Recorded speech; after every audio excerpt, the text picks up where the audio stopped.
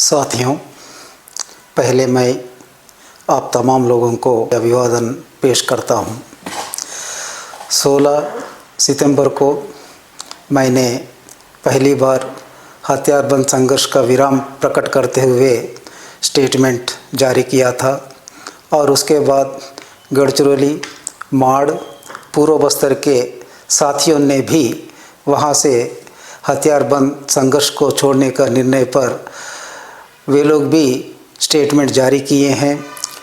मैं महाराष्ट्र के गढ़चिरौली में 60 कामरेडों के साथ मेरा हथियार छोड़ दिया था, वे लोग भी हथियार छोड़े हैं। उसके बाद सैकड़ों की संख्या में साथियों ने छत्तीसगढ़ में अपने हथियार छोड़ दिए हैं। इसी बीच में भारत की कम्युनिस्ट पार्टी माओवादी के केंद्रीय कमेटी के सदस्य चंद्रन्ना तेलंगाना में पुनर्वासन के लिए आए हैं। इन तमाम साथियों को मैं अभिवादन पेश करता हूं। हम इस देश में लंबे समय से, कई वर्षों से काम करते आ रहे हैं। इसमें कई साथियों को हम खो गए हैं। आज हम बाहर आने का मतलब ये है कि बदल रहे परिस्थितियों का ये एक संकेत होता है। इसलिए आज हम हथियारबंद संघर्ष को छोड़कर जनता के बीच में आए हैं और जनता के बीच में ही काम करने का निर्णय लिए हैं। हम जिस साथियों को खो गए हैं उन साथियों के चलते हम ये बदलावों का समझना जरूरी है। आज भी देश में कई साथी इलाकावार सत्ता को अपनाने के लिए उस रास्ते पे हथियारबंद संघर्ष में डटे हुए हैं और ये तो हम समझना है कि इस रास्ता पर चलते हुए ही हम जनता से दूर हुए हैं। ये उस रास्ता की विफलता को दर्शाता है। लेकिन हमारा सीसी तमाम बदलावों को पहचान रही है, लेकिन हमारे संघर्ष पर बदलाव लाने के लिए तैयार नहीं है। ये उसकी कटमुल्लावाद तरीका को दर्शाता है। इसलिए देश के कोने कोने में काम कर रहे हमारे साथियों से मेरी अनुरोध ये है कि आप तमाम लोग हथियारबंद संघर्ष पर हम आगे नहीं बढ़ेंगे करके हम जो समझे हैं आपके सामने रख रहे हैं। इस पर आप लोग भी निर्णय लेकर हथियार छोड़कर जनता के बीच में आकर काम करने के लिए मैं विनती कर रहा हूं।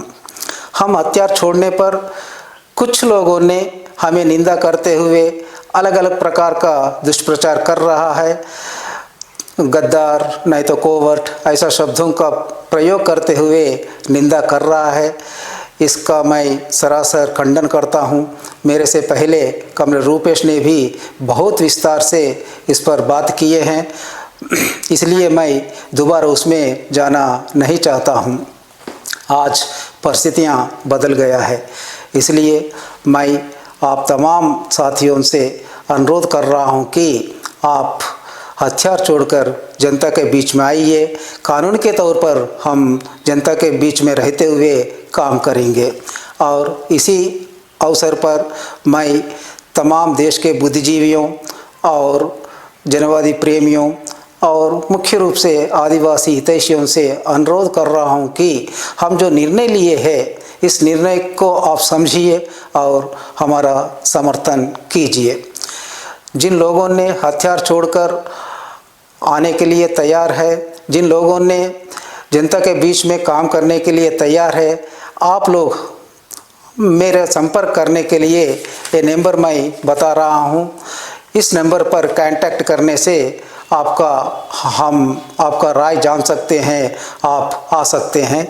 नंबर है 8856038533 और एक बार मैं दोहरा रहा हूँ 8856038533 और इसके साथों साथ आप रूपेश का नंबर पर भी आपका राय बता सकते हैं और आ सकते हैं। आने के लिए ही मैं अनुरोध कर रहा हूं, इसलिए रूपेश का भी नंबर मैं दे रहा हूं।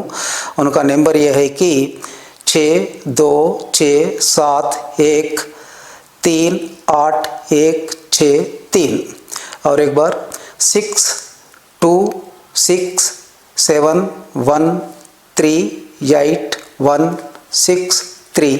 धन्यवाद। एबीपी माझा, उघडा डोळे बघा नीट।